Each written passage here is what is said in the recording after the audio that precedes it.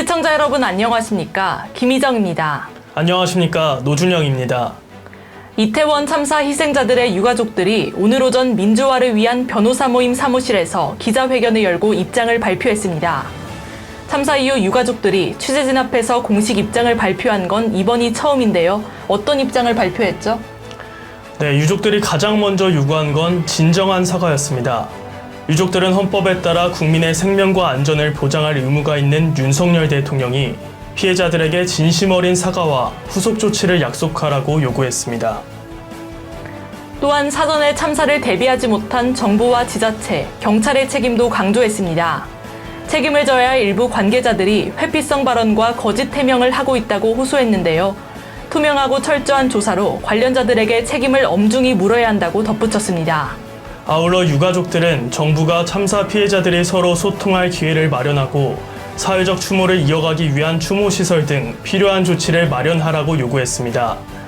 이어 2차 가해가 무분별하게 이뤄지고 있다며 구체적인 방지 대책을 촉구했습니다. 이 시각 주요 뉴스입니다. 대장동 개발 비리 의혹의 핵심 인물인 남욱 변호사가 천화동인 1호 지분이 이재명 당시 성남시장실 지분이라는 것을 알고 있었다고 21일 주장했습니다. 대장동 일당은 사업 후 화천대유와 관계사 천화동인 1에서 7호로 나뉘어 총 4,040억 원을 챙긴 것으로 나타났는데 이 대표로 추정되는 청화동인 1호는 이 중 가장 많은 1,208억 원을 가져간 것으로 전해졌습니다. 계약금 반환 소송에서 허위 잔고 증명서를 증거로 제출한 혐의로 고발당한 윤석열 대통령의 장모 최 씨에 대해 경찰이 혐의가 없다고 결론을 내렸습니다. 서울경찰청 반부패 공공범죄수사대는 최 씨의 허위 증명서를 이용한 사기 미수 혐의 등을 불송치 결정했습니다.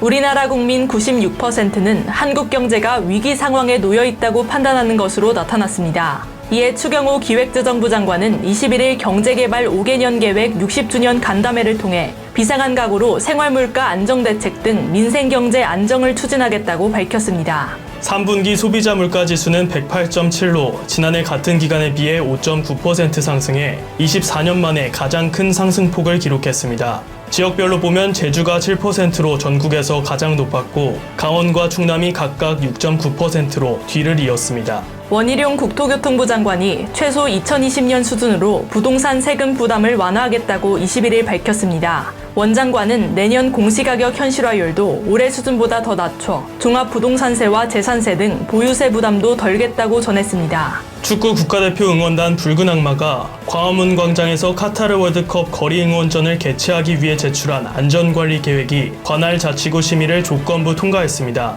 서울시는 종로구의 심의 내용을 바탕으로 이날 오후 광화문 광장 사용 허가 여부를 최종 결정할 예정입니다. 도널드 트럼프 전 미국 대통령은 자신의 트위터 계정이 영구정지 상태에서 복귀됐지만 트위터로 돌아가지 않겠다고 입장을 밝혔습니다. 트럼프가 만든 SNS 트루르 소셜의 이용 참여자가 높은 데다 가짜 계정 등 트위터 자체의 문제가 많기 때문인 것으로 풀이됩니다. 가수 겸 배우 이승기가 데뷔 이래 18년간 몸담은 소속사 후크 엔터테인먼트와 갈등을 빚고 있는 것으로 전해졌습니다. 소속사 대표는 보도자료를 내고 사실관계를 정리 중이라며 법적 책임이 명확히 확인되면 모든 책임을 지겠다고 밝혔습니다. 지난 6월 윤석열 대통령의 북대서양 조약기구 나토 정상회의 참석을 계기로 신설된 주 나토 한국 대표부가 현지 시간 20일부터 공식적으로 업무를 시작합니다. 네, 그렇습니다. 현재 벨기에 유럽연합 등의 대사를 겸하고 있는 윤승구 대사가 나토 대사를 맡게 됩니다.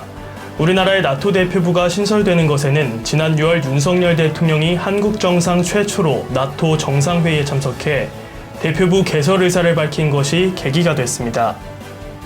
그동안 나토는 우리나라와 2006년 공식 파트너십을 구축한 이래 유럽 내에서 북한 비핵화를 위한 강력한 공조 채널 중 하나로 활용돼 왔습니다. 최근 나토 회원국인 폴란드와 대규모 무기 수출 계약을 성사시키는 등 유럽 시장 진출을 본격화한 상황에서 나토 대표부 개설은 한국과 나토 간 협력을 강화시킬 것으로 전망됩니다. 외교부 당국자는 이번 대표부 개설을 통해 나토와 협력 관계를 보다 제도화할 수 있을 것으로 기대한다며 나토가 추진 중인 정치, 군사 연결성, 사이버 방위, 기후변화 등 다양한 문제에 관한 활동에 보다 적극 참여해 나갈 것이라고 말했습니다. 이 시각 주요 뉴스였습니다.